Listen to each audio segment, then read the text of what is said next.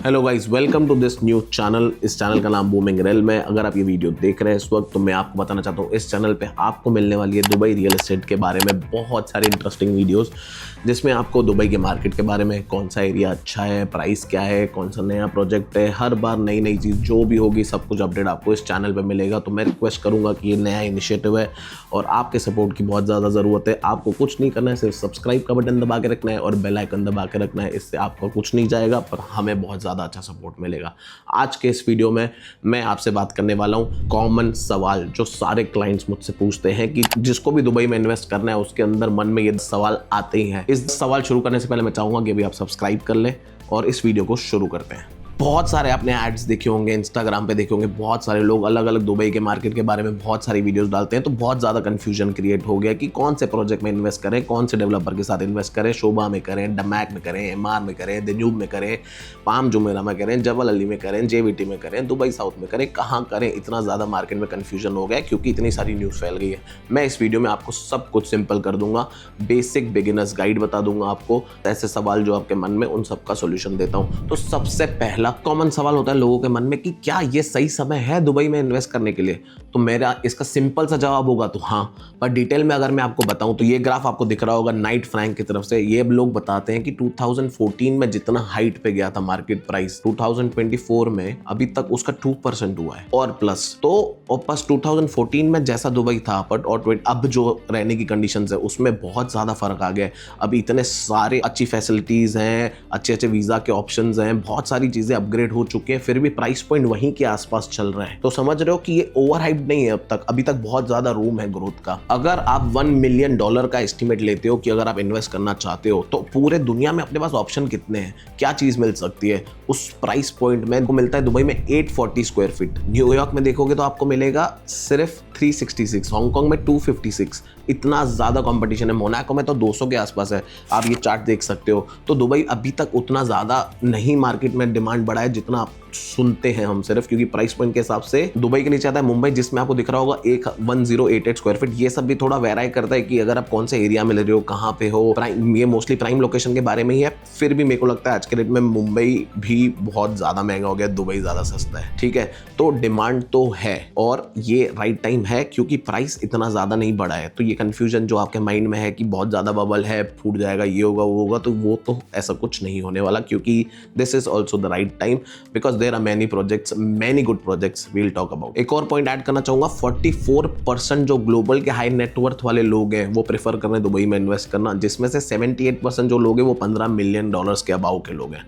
तो अगर ये सारे लोग अगर यहाँ इन्वेस्ट करना सोच रहे हो तो आप समझ सकते हो यहाँ पे कितने ज्यादा बेनिफिट्स हैं जो high net worth is choosing to come and stay here. और दूसरा सबसे ज्यादा इंपॉर्टेंट सवाल होता है लोगों को, वीजा कैसे मिलेगा, क्या मिलेगा।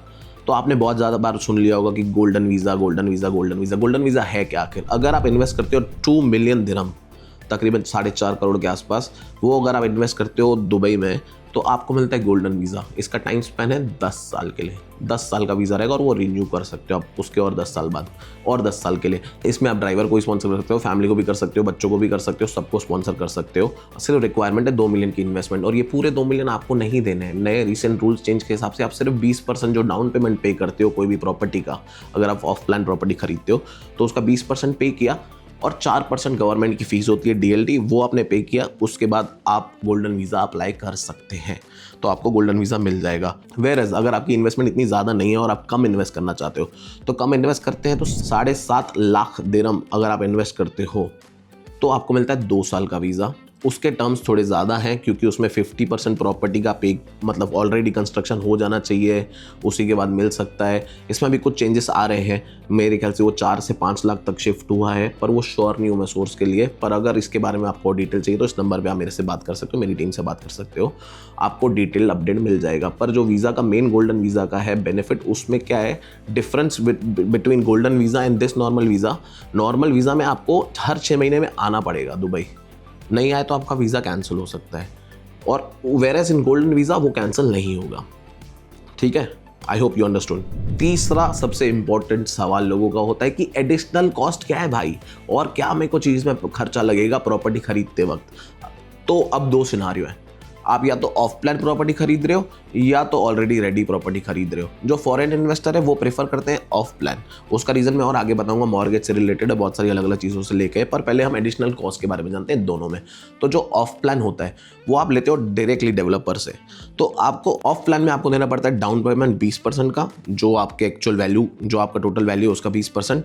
एडिशनल में आपको देने पड़ते हैं 4% DLD, दुबई लैंड डिपार्टमेंट की एक फीस होती है 4%। अगर whatever you buy any property you have to pay 4% to the Dubai land department. ठीक है, वो पे करने के बाद हर डेवलपर का एडमिन फीस होता है जो तकरीबन 5000 दिरहम तक होता है, जिसमें आपको उकूद नाम का पेपर भी मिल जाता है। उकूद एक ऐसा पेपर है जो माना जाता है ऑफ प्लान प्रॉपर्टी ओनरशिप का पेपर। जब तक वो रेडी होगी उसके बाद आपको टाइटल डील मिलेगा, तब तक ये प्रूफ देता है कि ये प्रॉपर्टी आपकी। उसका उकूद और SPA साइन होता है, सेल्स परचेस एग्रीमेंट, डेवलपर के साथ। वेयर एज अगर आप खरीदते हो ऑलरेडी रेडी प्रॉपर्टी तो वो आप डेवलपर से नहीं खरीद रहे हो, आप एजेंसी से खरीद रहे हो। तो उसमें एडिशनल कॉस्ट ऐड होती है एजेंसी की फीस। 4% गवर्नमेंट की फीस तो देनी ही देनी है, एजेंसी की 2% की फीस देनी है। उसके बाद आपको ट्रस्टी ऑफिस की कुछ फीस देनी है, वो भी तकरीबन 15-20 हज़ार दिरहम तक टोटल खर्चा जाता है। अगर आप सेकेंडरी रहते हो तो एक्स्ट्रा थोड़ा एक्सपेंस होता है, अगर आप ऑफ प्लान रहते हो तो उसमें एक्स्ट्रा फीसेस कम होती है। तो ओवरऑल अगर आप ऑफ प्लान लेते हैं तो आपको जो फीस पे करनी है वो सेकेंडरी मार्केट से थोड़ी सी कम होती है। इसमें सिर्फ 4% फीस होती है और डेवलपर की फीस होती है। वेयर सेकेंडरी में आपको 2% एजेंसी फीस भी ऐड होता है, 4% वो भी होता है, और ट्रस्टी के थोड़े बहुत फीस होते हैं जो टाइटल डीड बना के देते हैं आपको। ट्रस्टी एक ऐसा गवर्नमेंट अफिलिएटेड बॉडीज बनी हुई हैं जो ऑन बिहाफ ऑफ गवर्नमेंट काम करती है। ऑफिस बना हुआ है, आप अपनी डिटेल्स जाते हो, सब कुछ देते हो, सबमिट करते हो और आप अपने नाम पे प्रॉपर्टी कर सकते हो। उसकी भी डिटेल मैं आपको आगे बताता हूँ। तो ये तो हुआ एडिशनल कॉस्ट जब हम कुछ खरीद रहे हैं। पर अब एडिशनल कॉस्ट उसके बाद, खरीदने के बाद एडिशनल कॉस्ट क्या आते हैं उसके बारे में भी जान लेते हैं हम। अगर आप कोई प्रॉपर्टी खरीदते हो तो अगर आप कोई अपार्टमेंट खरीद रहे हो तो आपको सर्विस चार्ज देना पड़ेगा। सर्विस चार्ज एक ऐसा चार्ज है जो आपकी बिल्डिंग में एमिनिटीज़ हैं, पूल है, जिम है, स्विम, ये सारी चीज़ें हैं, अलग अलग बहुत सारी एमिनिटीज़ आज के डेट में आ रही हैं। तो उन सबको मैनेज करती है बिल्डिंग, एक मैनेजमेंट कंपनी होती है। तो वो डेवलपर की होती है या तो आउटसोर्स की हुई रहती है। तो आपको उसका फीस देना पड़ता है। वो फीस डिपेंड करता है एरिया टू एरिया, फिर भी तकरीबन 15 से 20 दिरहम आप पकड़ सकते हो पर स्क्वायर फीट आपको देना पड़ेगा। 15 से 20 दिरहम पर स्क्वायर फीट अपार्टमेंट में देना पड़ेगा। विलाज में ये कम होता है, 5 से 10 दिरहम तक होता है, क्योंकि आप खुद ज़्यादा मेंटेन करते हो, कोई और थर्ड पार्टी मेंटेन नहीं करती है और ज़्यादा एमिनिटीज़ नहीं होती है, और एमिनिटीज़ कम्युनिटी के अंदर होती है, इसके लिए उसमें कम होता है। पर अपार्टमेंट्स में ये एडिशनल कॉस्ट होता है। और एडिशनल कॉस्ट ये होगा कि अगर आप उसमें रह रहे हो तो आपको बिल बिजली का देना पड़ेगा, पानी का देना पड़ेगा। पानी का बिल, बिजली का बिल यहाँ पे डीवा करके आता है, बिजली बिल, वाटर बिल आता है, AC का बिल आता है। अगर आप खुद रहते हो तो आपको वो सारी चीज़ें भी पे करनी पड़ेगी। तो these are the additional cost when you buy a property in UAE। अगर आप उसको रेंट पे दे रहे हो ईयरली तो एक एग्रीमेंट कॉन्ट्रैक्ट बनता है, उसको इजारी बोलते हैं। वो इजारी आपको बन के मिलती है, वो फिर आप जो भी रेंटल इनकम मिलेगी आप उसको चेक के थ्रू ले सकते हो, जो जिसने भी रेंट पे लिया है उससे। अब सबसे मेरा फेवरेट सवाल, लोग पूछते हैं कि प्रॉपर्टी ओनरशिप राइट क्या है भाई, मेरी ओनरशिप का राइट क्या होगा। तो अब मैं आपको समझाता हूँ बहुत इजीली। यहाँ पे 2 टाइप की प्रॉपर्टीज होती हैं, जिसमें आपको एक प्रॉपर्टी में होता है लीज होल्ड और एक होता है फ्री होल्ड। लीज होल्ड होता है 99 ईयर्स के लिए, वो आप 99 ईयर्स तक रेंट कर सकते हैं, ले सकते हैं, फिर वो असली ओनर को आपको देनी पड़ेगी। पर अब इसका डिमांड बहुत मार्केट में कम हो गया, क्योंकि फ्री होल्ड जगह का मतलब होता है कि आप 100% ओनरशिप रखते हैं, पूरी ओनरशिप आपकी। आपको कुछ हो गया, अगर आप खुदा ना खास्ता कभी ना हो, वो आपको हो गया भी तो आप उसको इनहेरेंट करा सकते हैं अपनी फैमिली को। उसके लिए आपको पहले से विल बना के रखनी पड़ेगी। ये सारी लिस्ट आप देख सकते हो, ये सारी फ्री होल्ड एरियाज की लिस्ट है जहां पे आप 100% ओनरशिप के साथ प्रॉपर्टी खरीद सकते हैं। लीज होल्ड प्रॉपर्टीज यूजुअली बहुत चीपर मानी जाती हैं, आती है, मिलती हैं, पर आज के डेट में वो इररिलेवेंट हो चुके हैं। लोग ज्यादा प्रेफर नहीं करते हैं, क्योंकि हर किसी को चाहिए कि भाई ये अगर मैं पे कर रहा हूं तो at the end I should own this place. तो freehold is the best place to invest, because at the end you own what are you paying for. अगला सवाल, क्या मेरा पैसा सेफ है दुबई में? क्या बैंकरप्सी फाइल करके डेवलपर चला गया तो फिर मैं क्या करूंगा? क्या मेरा पैसा सेफ है? तो ये इसके लिए मेरे को बहुत अच्छे से आपको समझाना है कि दुबई में DLD, दुबई लैंड डिपार्टमेंट करके एक गवर्नमेंट बॉडी है जो मैनेज करती है सारे डेवलपर्स को। तो डेवलपर कोई भी ऐसे एरा गैरा आके लॉन्च नहीं कर सकता प्रोजेक्ट कि भाई मेरे को यहाँ प्रोजेक्ट करना है, ये मेरे मामा की ज़मीन है और कुछ खोलना है और किसी को भी बेच देना है। यहाँ पे वैसे नहीं चलता। कोई भी डेवलपर को आप इधर देख सकते हो, समझ सकते हो इस ग्राफ पे कि ये डेवलपर है। डेवलपर को कोई भी प्रोजेक्ट लॉन्च करना है तो वो पहले लैंड पार्सल लेता है, लैंड पार्सल लेके प्रोजेक्ट प्लान बनाता है, प्लान करा के डीएलडी को सबमिट करता है। डीएलडी को सबमिट करने के बाद डीएलडी उसको पास करता है। पास करने के बाद एक म्यूचुअल एस्क्रो अकाउंट बनता है बैंकिंग गारंटी के साथ। बैंकिंग गारंटी के साथ उसमें क्या होता है, वो एस्क्रो अकाउंट में आपका पैसा सबमिट होता है और डेवलपर को उसके अंदर टोटल प्रोजेक्ट का वैल्यू का 20% ऑलरेडी जमा करके रखना पड़ता है, ताकि वो कभी बैंक्रप्सी फाइल करे तो कुछ भी करे तो वो पैसा डीएलडी के हाथ में है और सेफ है, ताकि वो लोगों को दे सके वापस।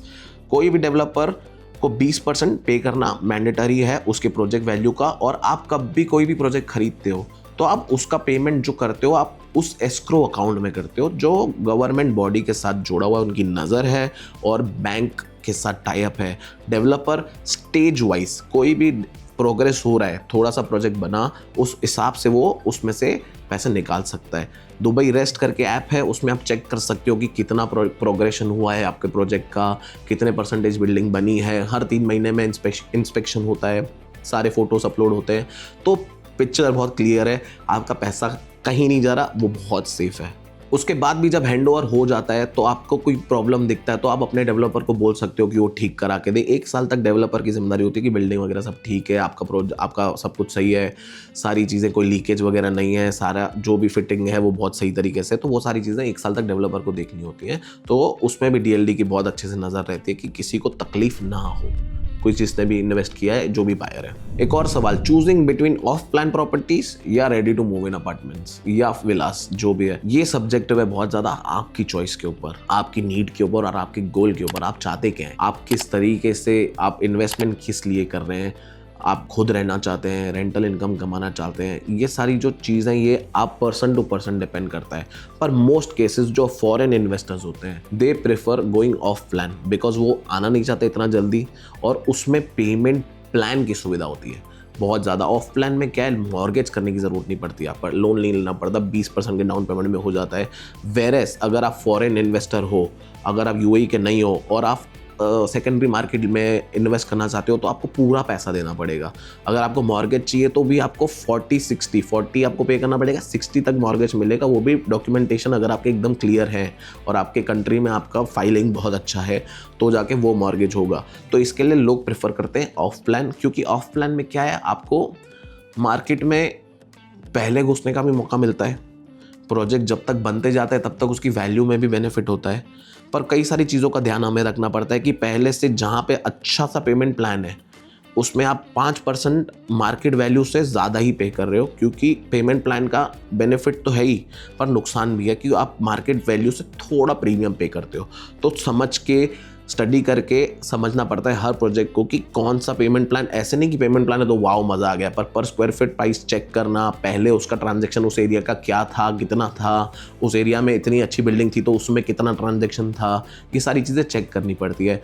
अगर आपको कभी भी कोई चीज़ इन्वेस्ट करनी है, अगर आपको और बहुत ज़्यादा हेल्प चाहिए तो ये नंबर में मेरी टीम आपकी बहुत अच्छे से हेल्प करेगी, आपका प्रॉब्लम समझेगी, आपको क्या एक्चुअल आपका गोल है इन्वेस्टमेंट को लेके वो समझेगी, अच्छे से टाइम लेगी, आपके लिए बेस्ट प्रोजेक्ट ढूंढ के लाएगी। तो इस नंबर पे आप मैसेज कर सकते हो, या तो आपको सीखते रहना है और तो सब्सक्राइब करके रखो और बहुत सारी वीडियोस आएंगी। तो ऑफ प्लान में क्या बेनिफिट है, मैंने आपको बताया कि आपको पेमेंट प्लान बहुत अच्छा मिलता है, क्योंकि जिसमें आपको 20% पे करना पड़ता है, फिर अलग अलग टाइप से 5%, 1%, 2%, 10%, ऐसे ऐसे जब तक हो। हैंडओवर के बाद भी आजकल बहुत सारे डेवलपर्स ऑफर्स देते हैं कि अब हैंडओवर हो गया, बचा हुआ 30% जो है भाई 1-1% करके 30 महीने तक दे दे। तो ऐसे बहुत सारे डिफरेंट पेमेंट प्लान्स आपको मिलते हैं ऑफ प्लान में। इसके लिए वो लोगों को बहुत ज़्यादा अच्छा लगता है जो फॉरेन इन्वेस्टर्स होते हैं। और जो सेकेंडरी मार्केट में जो ready to move in apartment ढूंढते हैं वो लोग होते हैं जो यहाँ के रेसिडेंट्स हैं, उनको मूव करना है, उनको जाना है, रहना है, तो और उनकी सैलरीज हैं तो उनको मॉर्गेज मिलना बहुत आसान हो जाता है। तो वो लोग प्रेफर करते हैं सेकेंडरी मार्केट, थोड़ा प्रीमियम पे करेंगे पर वो अपना रेंटल जब भर रहे हैं वो बचाएंगे। तो वो मिक्स मैच करके चीज़ें सोची जाती हैं कि क्या मेरे लिए बेस्ट अपॉर्चुनिटी है। अगला सवाल है, इनिशियल पेमेंट मेरे को कितना देना पड़ेगा। ऑफ प्लान में आपको 20% देना पड़ता है, 4% डीएलटी देना पड़ता है और एडमिन फीस देनी पड़ती है, जो मैं पहले आपको बता चुका हूँ। तो इसको डिटेल में समझते हैं। तो ऑफलाइन लेने के लिए डाउन पेमेंट देनी पड़ेगी, आप डीएलडी देंगे, और एडमिन फीस देंगे तो आपका उकूद पेपर तैयार हो जाएगा और आपका पेमेंट प्लान शुरू हो जाएगा। और उस पर आप SPA साइन करेंगे जिसमें सारी डिटेल लिखी रहेगी वो एग्रीमेंट में, आपके बीच में और डेवलपर के बीच में, कि आपको कौन सी डेट पे घर मिलेगा, बाकी पेमेंट्स कौन सी तारीख को होगी, कैसी कैसी होगी, सारी डिटेल्स लिखी रहेंगी उसके अंदर।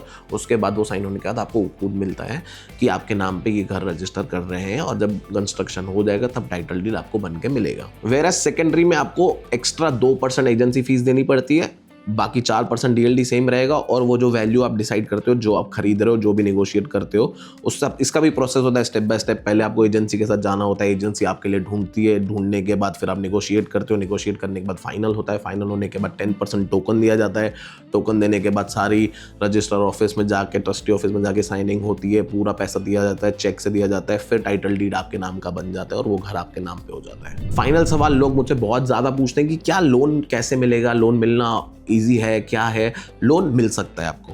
अगर आप फॉरेन इन्वेस्टर हो, बाहर रहते हो, तो आपकी कंट्री का प्रोफाइल देखा जाएगा, वहाँ पे आपका टैक्सेबल जो डॉक्यूमेंट्स लगते हैं सारे वो देखे जाएंगे।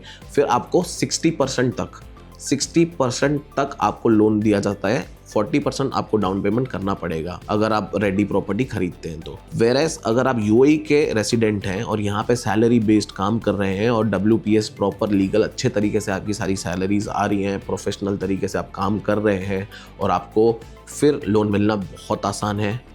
अप टू 80% लोन आपको मिल सकता है इजीली, अगर आप जेन्युइनली अच्छा काम करते हैं और सैलरी क्रेडिट होती है आपके पास, और मिनिमम 10,000 दिरहम की सैलरी होनी चाहिए, तो जाके आपको 800,000 तक का लोन मिलता है। ऐसा कुछ रेशो है, और डिटेल्स आपको मेरी बैंकिंग टीम बहुत अच्छे से बताएगी अगर if you are planning to invest anything. I hope ये सारे सवालों का मैं जवाब बहुत अच्छे से दे पाया, और आप लोगों को इस वीडियो का कॉन्सेप्ट अगर अच्छा लगा है तो प्लीज़ लाइक कर देना, सब्सक्राइब कर देना, और प्लीज़ बेल आइकन दबाना। अगले वीडियोस में बहुत इंटरेस्टिंग बनाने वाला हूँ। ये तो पहला इंट्रोडक्शन वीडियो था जिसमें मैं बेसिक चीज़ें आपको बता रहा हूँ, पर आगे चल के मैं बहुत अच्छे प्रोजेक्ट्स जाके आपको वो लोकेशन पे व्लॉगिंग स्टाइल में जाके दिखाऊंगा, बहुत फन तरीके से दिखाऊंगा, और बहुत अच्छी इन्वेस्टमेंट की अपॉर्चुनिटीज ला के दूंगा। तो please subscribe now, and if you like the video comment कर दो, तुषार भाई लगे रहो, तुषार भाई लगे रहो, कमेंट कर दो, क्योंकि मुझे अच्छा फील होगा।